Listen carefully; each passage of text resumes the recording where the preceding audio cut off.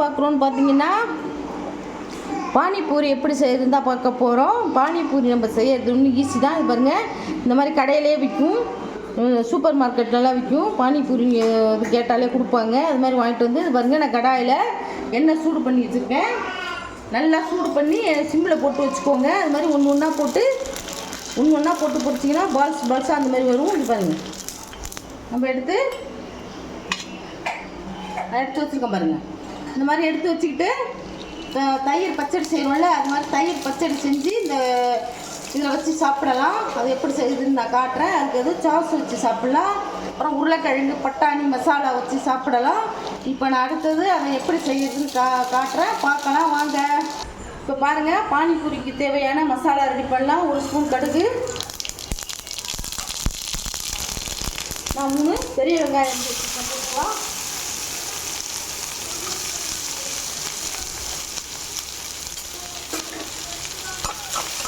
போட்டு நல்லா வதக்கிக்கலாம்.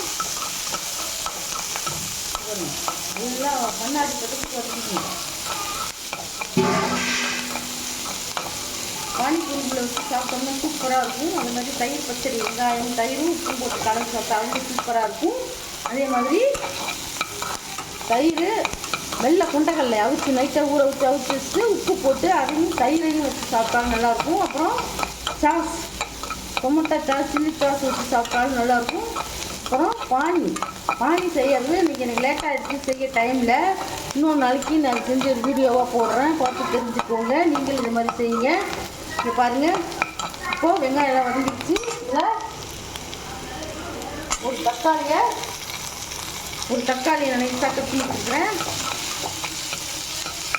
அதையும் நல்லா வதக்கிக்கலாம். தேவையான உப்பு போட்டுக்கலாம், அப்போ தான் சீக்கிரம் மசியும்.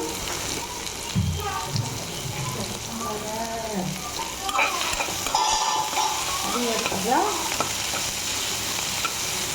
இப்போது நான் இந்த மசாலாவுக்கு தேவையான 3 உருளைக்கிழங்கை வேக வச்சு வச்சுருக்கேன். 200 கிராம் உருளைக்கிழங்க பாயில் பண்ணி சீவலில் சீவி வச்சுருக்கிறேன். அதையும் போட்டுக்கலாம்.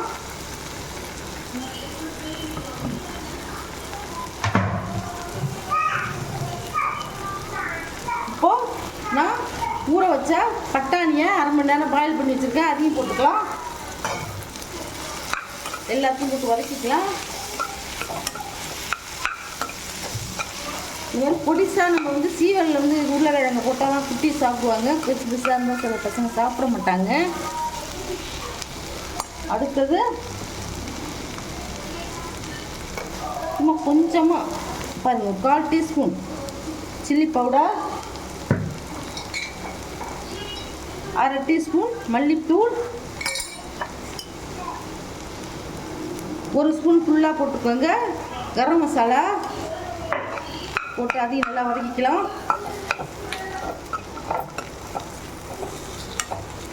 கரம் மசாலா சேர்த்து வதக்கும்போது சூப்பராக இருக்கும்.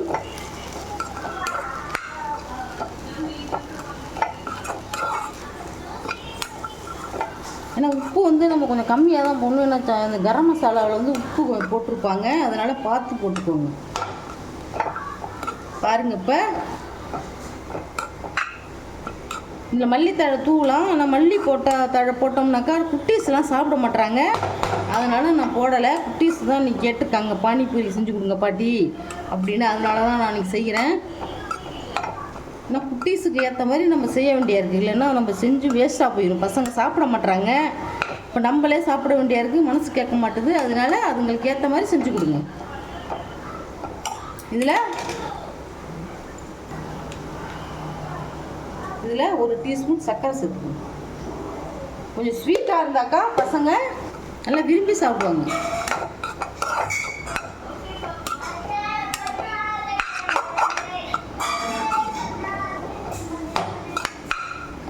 அந்த பானியும் ஊற்றி சாப்பிட்டா நல்லாயிருக்கும், பசங்க சாப்பிடுவாங்க. எனக்கு இன்றைக்கி டைம் இல்லை செய்யறதுக்கு. இன்றைக்கி வெள்ளிக்கிழமைங்கிறதுனால எனக்கு கோயில் போக வேண்டிய வேலை இருக்குது. அதனால் இன்றைக்கி இது மட்டும் நான் செய்கிறேன். சாஸும் தக்காளி சாஸும் உருளைக்கிழங்கு பட்டாணி மசாலாவும் நான் செஞ்சுருக்கிறேன். இதையும் பசங்க சாப்பிடுவாங்க. மற்றபடி குருமாவும் வைக்கலாம். குருமாவும் பானியும் ஒரு நாளைக்கு நான் வீடியோவாக போடுறேன், பார்த்து தெரிஞ்சுக்கோங்க. இப்போ பாருங்கள், பானிபூரி மசாலா ரெடி ஆகிடுச்சு. இந்த ரெசிபி உங்களுக்கு பிடிச்சிருந்ததுன்னா சப்ஸ்கிரைப் பண்ணுங்கள்.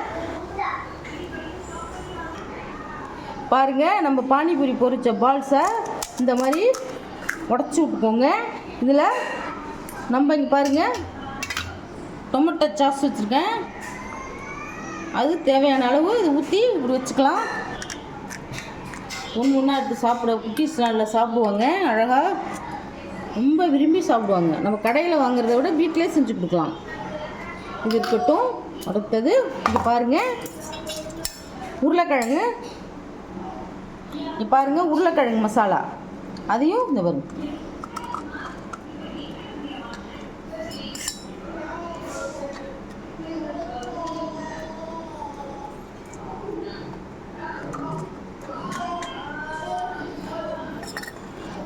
இதையும் இந்த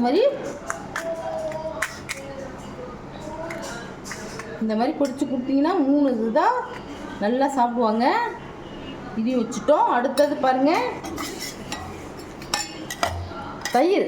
இது நம்ம சாப்பிட்லாம், நல்லாயிருக்கும். இதில் வந்து வெங்காயம் அரிஞ்சு போடணும். எனக்கு டைம் இல்லை, வெள்ளிக்கிழமைங்கிறதுனால நான் கோயிலுக்கு போகணும், அதனால் வெறும் தயிர் நம்ம சாப்பிட்லாம். அதுக்கு சூப்பராக இருக்கும். அதுவும் இங்கே பாருங்கள், நம்ம எல்லாம் ரெடியாக வச்சுட்டோம். இதே மாதிரி நீங்களும் பசங்களுக்கு செஞ்சு அசத்துங்க. குட்டீஸ்லாம் நம்ம கடையில் இது மாதிரிலாம் வாங்கினாக்கா 30 ரூபா 50 ரூபான்னு சொல்லுவாங்க. நம்ம வீட்டிலே செஞ்சு கொடுத்தோம்னா நிறையா வேணும்னாலும் நம்ம சாப்பிடலாம்.